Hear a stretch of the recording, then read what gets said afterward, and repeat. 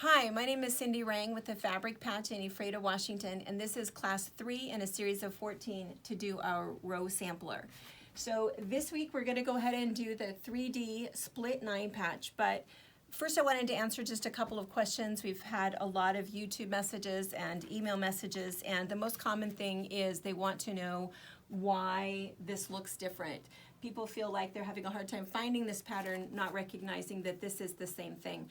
What will happen as we get to the end, you'll see that you have multiple choices. These rows are all essentially the same size, but you can decide where you want to put them. If you want these 4 at the bottom, those 3 at the top, or if you want to jumble your rows a little bit. The other thing is when it comes time to do the applique block, there's a lot of variations with that. You can make this size, this piece, any size you'd like. So it is kind of nice. I've always liked quilts that can be very personal, and in a classroom setting, that's always a nice thing because nobody's will look the same. Even if they have exactly the same fabric, everybody will make different decisions in terms of what colors you're using and where you're putting your rows. So a couple other questions that we had is a couple of people talked about me not using steam. That is just a personal preference. I do not like steam. The reason that I don't is I personally have made way too many mistakes with way too much steam. The other thing is if I have an iron where the water is cooking all day long, it turns into this nasty black gunk that's always going to come out of my iron all over everything. So years ago, I decided I was no longer going to quilt with steam. That is just sewing according to me, which means absolutely nothing.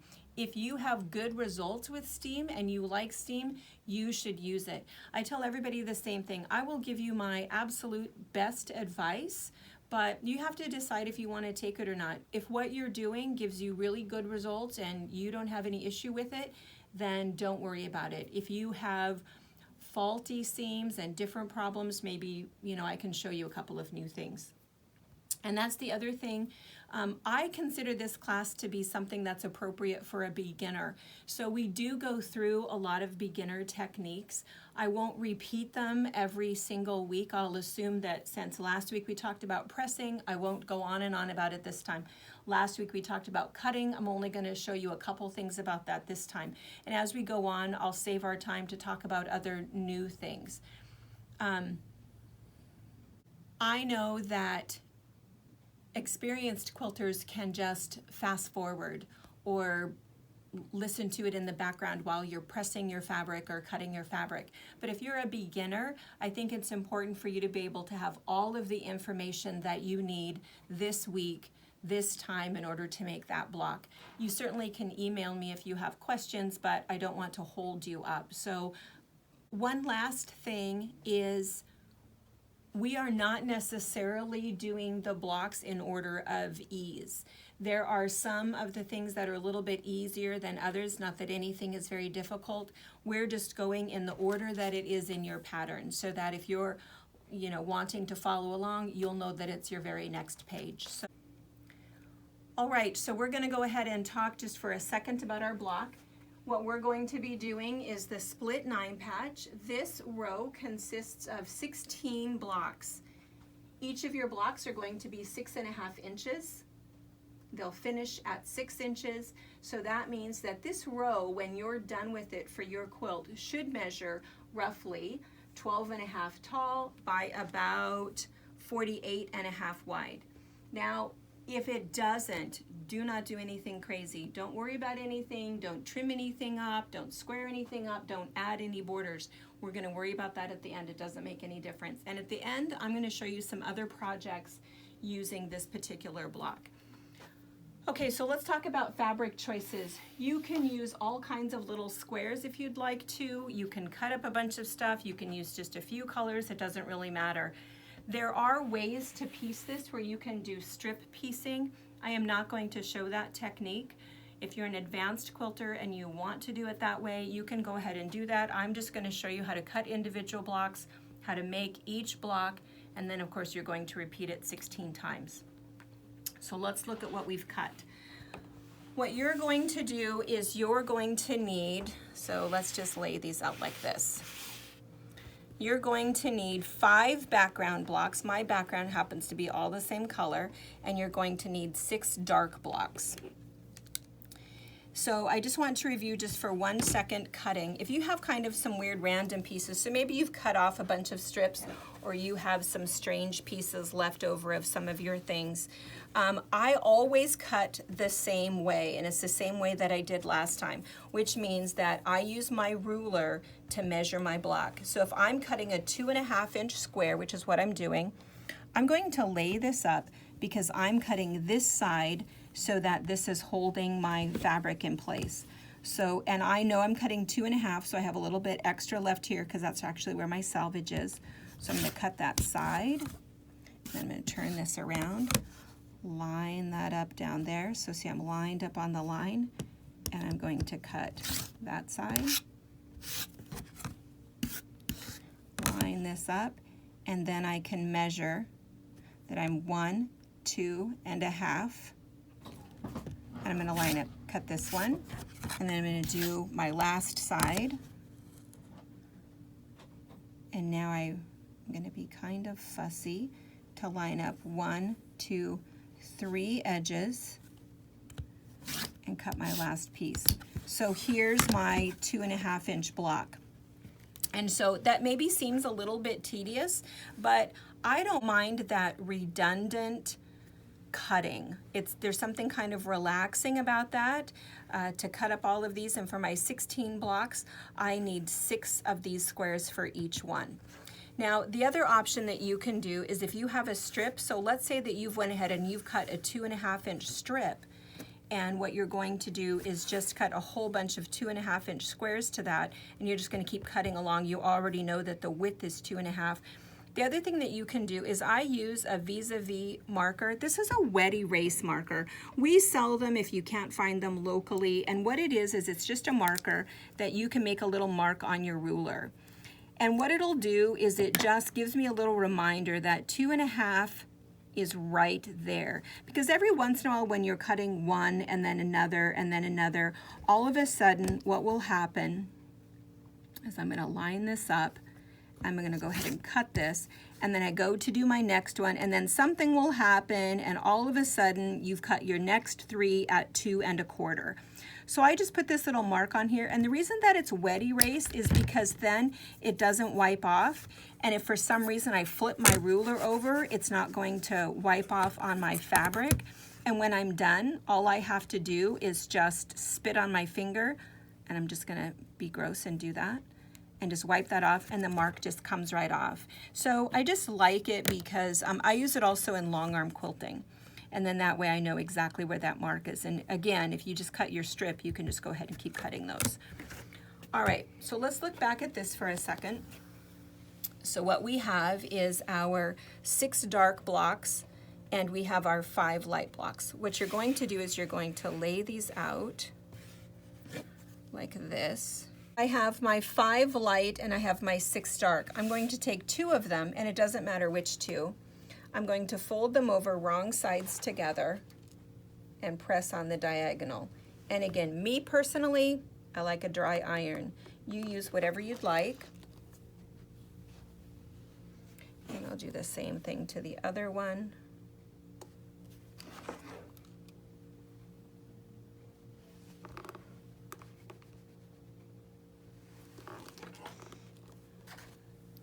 I'm going to lay it like this. Now I'm going to show you the 3D option, and then I'll show you a couple other things afterwards. But the idea is that we're going to sew this whole block together, and when we sew this together, you'll end up with this funny little fold right here, and you'll be able to fold that back. So this looks wrong, but it's not. What'll end up happening is it'll be able to curve. So you'll see what happens. So what we're going to do is we're going to go to the sewing machine, and we're going to sew this together. Okay, so we're going to go ahead and sew our seams together to sew this block. And what's happened with this piece is it is essentially just folded and laying on top of there.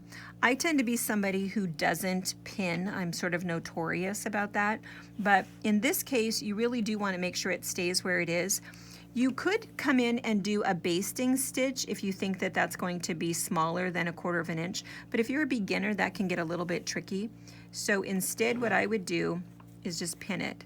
Now, it's not okay to sew over a pin. I know we were taught that years ago in home ec, but now we don't do that. So we're just going to pin this where it goes. And then, so what we're gonna do is I'm gonna go ahead and sew my vertical rows first and then my horizontal rows.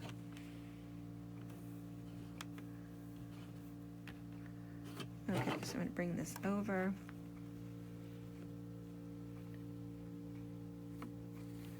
Line that up.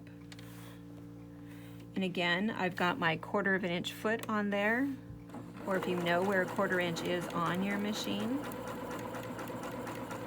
And then when I get to the edge, I'm just gonna stop, leave that there, and come and get my next one.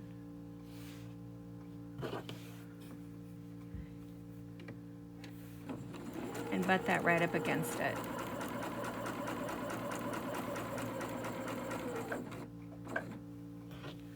And then get my next one.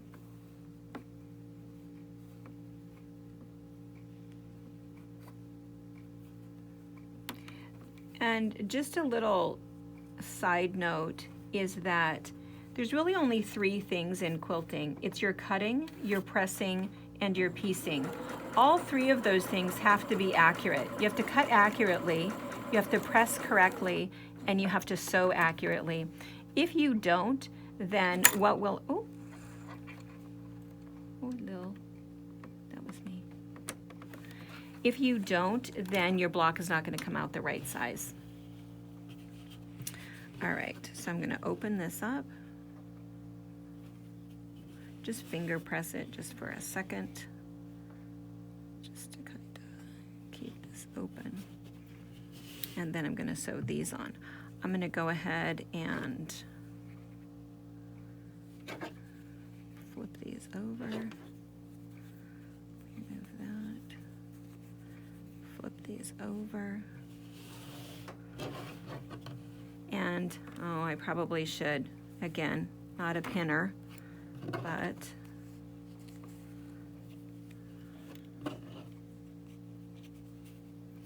okay.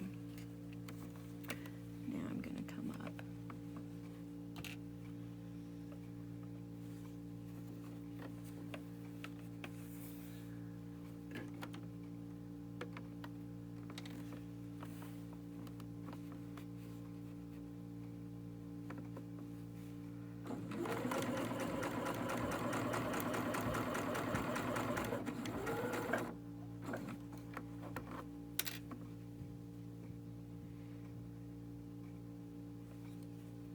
Again, just butt that up next to that.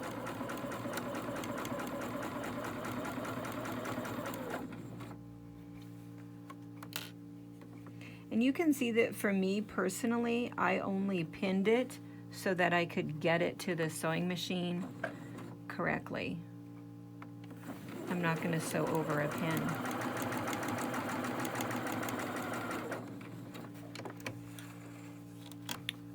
All right, so now what's happened is I have these seams, my vertical seams sewn, and just bumping those up to each other. Now with your chain piecing, you have this tiny little thread there, so it's almost like it's pinned. So then it's easy enough to go ahead and sew my horizontal seams. So what I'm going to do first is I'm going to go ahead and go to the iron and press it.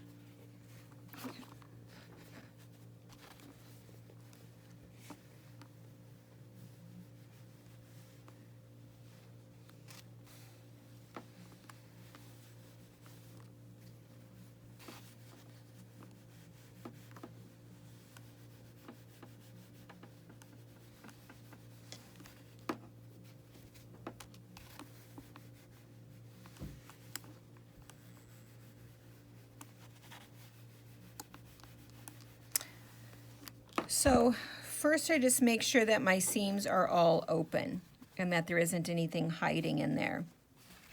Then I have to make sure that my seams are going to nestle. So what I'm going to actually do on the back is these are going forward,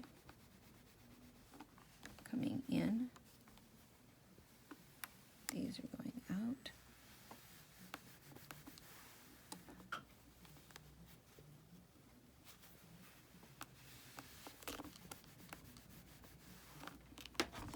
And I'm just going to add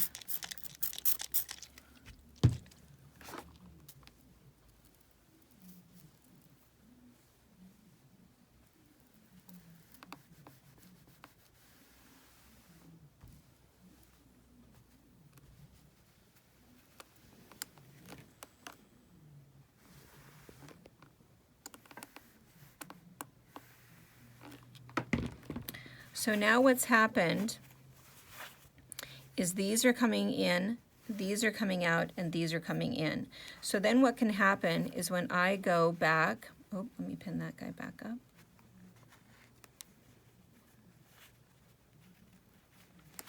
When I go back over and I sew these, what can happen is I can nestle those seams. And what that means is that that side locks into that side. I went ahead and just clipped this apart so you can see that better. So see, this one you can see it kind of goes this way, and that one goes that way.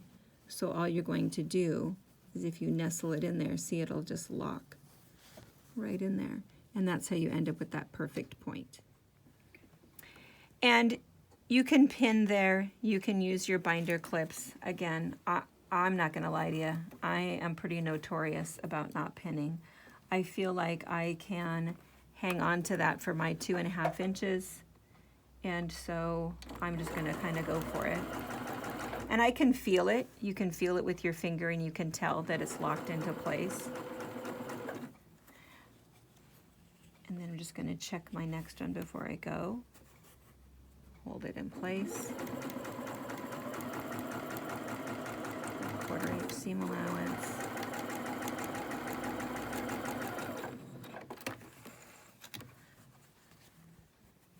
And what happens is and then all of your points come out exactly right. Because see, you've got that 1/4 inch right there, so as long as you have that 1/4 inch, it's gonna come out right on the point. So we'll do our last seam.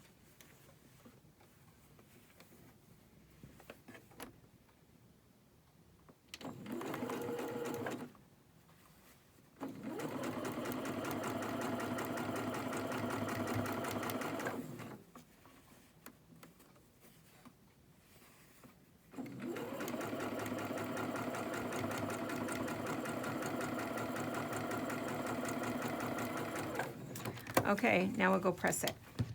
Okay, so for pressing, same thing. I just like to press and then just rock that seam open.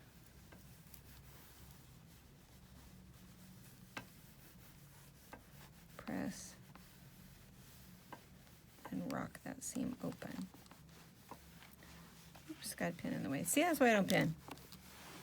So see, you end up with just these perfect points in there. Okay, so that's our block. So what's going to happen is you're going to make 16 of these, and where this block fits, you can see where the block is. It's right here. This one will turn to right here. This one turns to right here. This one turns to right here. Well, here's the fun thing is that this is this 3D block. So here's what happens. What happens is, since this is open like this, what you can do is you can lift that up, bring this over, and it'll bend it. And so what happens is you end up with this curve. So it looks like that. I'm gonna actually put a pin in there. I'm actually gonna go ahead and press it down so you can see what that looks like. What would happen though is you do have to stitch it down, and I'm gonna show you this in a second. So this one will stay like this. And this one does the same thing. So it kind of has like a flower look to it. But you don't do this step until they're all sewn together. Now your other option, there's a couple options with this. Your other option is if you want it to go the other way, what you would do is you would put your dark block on the bottom and you would fold over your white block. And then that way it would fold the opposite direction. So your petals would go this way. Does that make sense?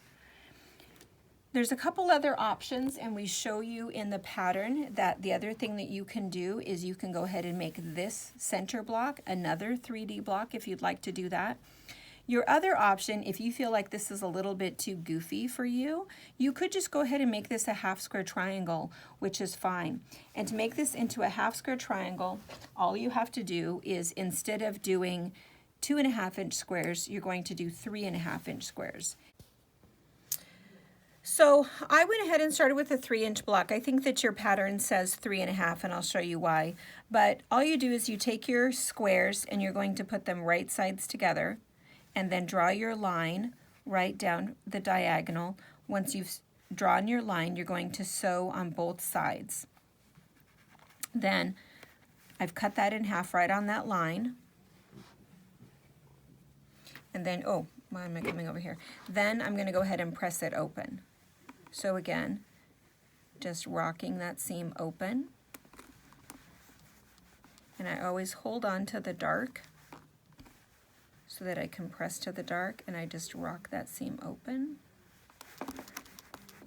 And then you can trim it off a little bit. If you do a 3-inch block, and you can make your half square triangles however you make them. We have a whole bunch that we're making in a future block. So if you look at this, this is a 3-inch block with the right sides together. What I'm going to trim off is just tiniest little bit. I think in the pattern I said a 3.5 inch square, so it gives you a little bit of room to trim. When you're making this half square triangle, just make sure that you line up your 45-degree angle right there to keep it nice and straight. We can see right where our 2.5 is, and we can kind of make a little mark with our marker so that we know that's where it is. We've lined that up on the point, and I'm going to cut across the side, across the top, and then I'm going to turn it and line it up right there. So I'm right down the center. I'm on the 2.5 and the 2.5, and I'm just going to trim a tiny little bit, a little shard, and a little shard across the top. And now here's my 2.5 inch half square triangle. I would do the same thing with this one. So if you don't want to do the little 3D thing, you can replace it with that if you'd like to. So that's your other option. So I just want to show you though, Angela Ornelas is a quilter who does this 3D thing. I took a class from her, oh gosh, it's probably been 10 years ago. And she has several books and several patterns. These are a couple of our favorites. This is this cute little elephant. Isn't that adorable? So you can see, this is how she did that. Here's this block. So the block was done here.